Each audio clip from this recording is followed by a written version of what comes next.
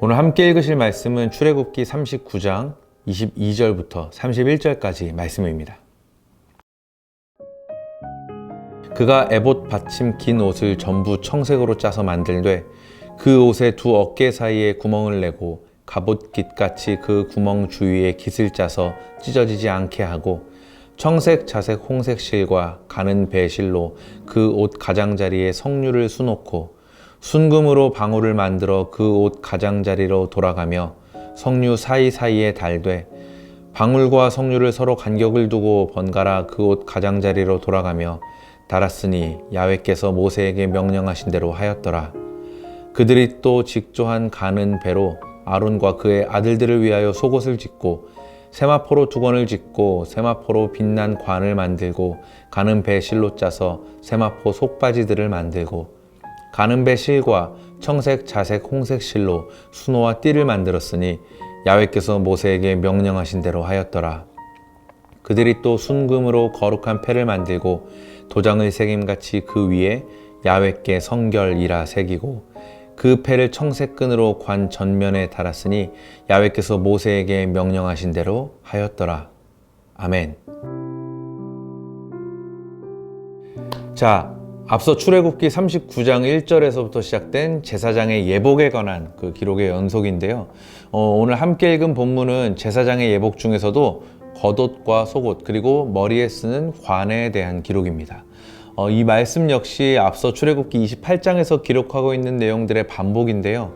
그 내용들을 한번 들여다보면 이스라엘 백성들이 이 제사장의 예복을 만드는 과정에 굉장히 심혈을 기울였다는 것을 발견할 수가 있습니다. 한 예로 모세가 이 말씀들을 기록하면서 야훼께서 모세에게 명하신 대로 하였더라 라는 말씀을 무려 7차례나 강조하고 있거든요. 그러니까 그만큼 이 예복을 만드는 기술자들이 이 옷은 앞으로 야훼 앞에서 제사를 드릴 때 사용하게 될 예복이니 그 옷을 만드는 과정에서부터 아주 각별히 신경을 썼다는 뜻이기도 하고요. 또 앞으로 이 예복을 입고 사역을 하게 될 아론과 그 아들들에게는 너희 절대로 하나님의 말씀과 규례에서 단 한 치도 어긋나서는 안 된다는 일종의 권면을 담고 있다고 볼 수도 있겠습니다. 사실 요즘이야 방직 기술 같은 게 워낙 좋게 잘 발전이 돼 있으니까 옷을 만드는 일이 그렇게 힘든 일은 아닐 수도 있겠지만 이 당시에는 옷 한 벌 만들려면 말 그대로 한 땀 한 땀 흔히 말하는 장인 정신을 가지고서 거기 완전히 몰두하고 매달려서 옷 한 벌을 겨우겨우 만들어내던 그런 시대였거든요. 근데 지금 이렇게 받은 말씀을 그대로 하나하나 다 지켜가면서 제사장의 예복을 만든다. 이건 아마 앞서 나오는 성막을 만드는 일과 비교해봐도 결코 작은 일이라고는 여길 수 없을 정도로 너무나 중요한 일이고 또 굉장히 힘들고 어려운 일이라는 거 충분히 공감하실 수 있을 겁니다. 자, 그런데 우리가 이렇게 제사장의 예복을 만드는 과정들 그리고 그렇게 만들어져 가는 예복들의 모양들을 묘사해 놓은 것을 자세히 들여다보면 여긴 굉장히 중요한 영적인 메시지가 담겨져 있는 것을 발견할 수가 있는데요. 그것은 바로 하나님께 성결, 즉 하나님께 거룩하라는 메시지입니다. 특별히 오늘 본문 30절 말씀에 나오는 내용을 보면 그 머리를 치장하는 데 가장 중요한 장식 띠에 야훼께 성결이라고 문구가 새겨져 있다고 나오죠. 그러니까 지금 이마에 이 문구를 새겨 넣었다는 것은 이 띠를 이마에 두른 대제사장의 직분이 얼마나 성스러운 것인지 그리고 얼마나 거룩한 것인지를 아주 확실하게 보여주는 의미가 되는 겁니다. 이토록 심혈을 기울여 정성스럽게 만든 그 거룩한 예복을 입고 사역을 하게 되는 제사장은 평생토록 하나님을 섬기면서 헌신하도록 특별하게 구별된 사람이라는 것을 모두에게 보여주고 있는 것이죠. 사랑하는 청년 여러분, 저는 오늘 이 장면이 저와 여러분 마음에도 거룩한 부담감으로 다가오기를 소망합니다. 베드로전서 2장 9절 말씀을 보면 오직 너희는 택하신 족속이요 왕같은 제사장들이요 거룩한 나라요 그의 소유된 백성이니 라고 나옵니다. 저와 여러분 모두는 하나님께 택함 받은 자들 왕같은 제사장인 줄로 믿으시기를 주의 이름으로 축복합니다.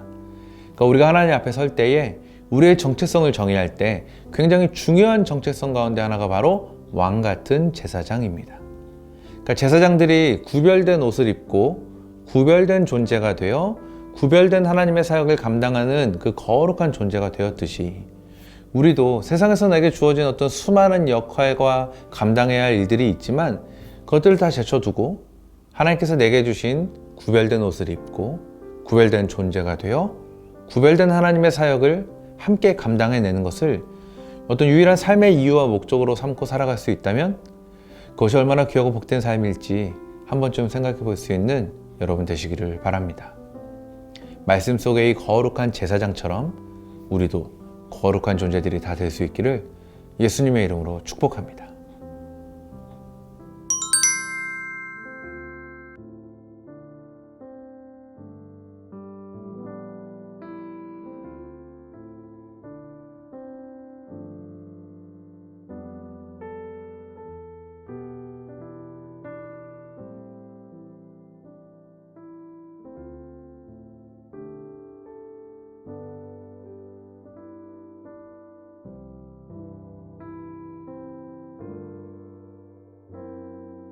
기도하겠습니다. 오늘 나와 함께 하시는 신실하신 하나님, 나는 연약하고 부족하고 보잘것없는 존재이지만 내 안에 계신 주님이 크고 놀라우신 능력의 주님 되시기에 그 능력을 힘입어 오늘도 살아갑니다.